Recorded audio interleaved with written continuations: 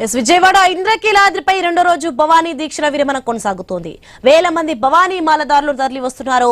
నిన్న దుర్గమ్మను 45,000 మంది భవానీలు దర్శించుకున్నారు. ఇక భక్తుల రద్దీ కారణంగా అంతరాలయం దర్శనం, వీఐపీ సేవలను రద్దు చేశారు. ఇక భవానీల కోసం ఆలయ అధికారులు ప్రత్యేక ఏర్పాట్లు చేశారు.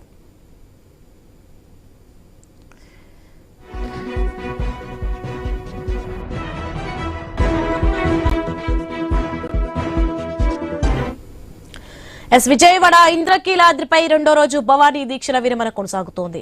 వేల మంది భవానీ మాలదారులు తరలి వస్తున్నారు. నిన్న దుర్గమ్మను 45,000 మంది భవానీలు దర్శించుకున్నారు. భక్తుల రద్దీ కారణంగా అంతరాలయ దర్శనం, వీఐపీ సేవలను రద్దు చేశారు. ఇక భవానీల కోసం ఆలయ అధికారులు ప్రత్యేక ఏర్పాట్లు చేశారు.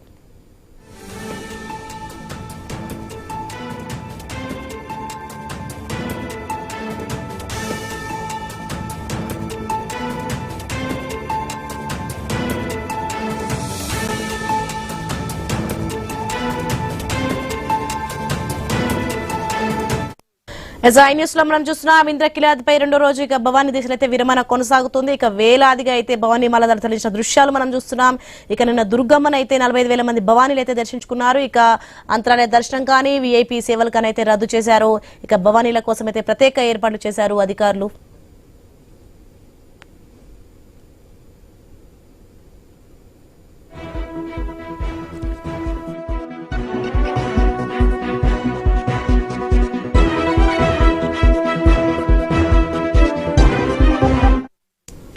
న్యూస్ ఎక్స్క్లూజివ్ లో మనం చూడొచ్చు. నిన్న దుర్గమ్మను 45,000 మంది భవానీల వరకు కూడా దర్శించుకున్నారు. ఇక ఇంద్రకీలాద్రిపై అయితే రెండో రోజు భవానీ దీక్షల విరమణ కొనసాగుతుంది. ఆ దృశ్యాలు మనం చూస్తున్నాం.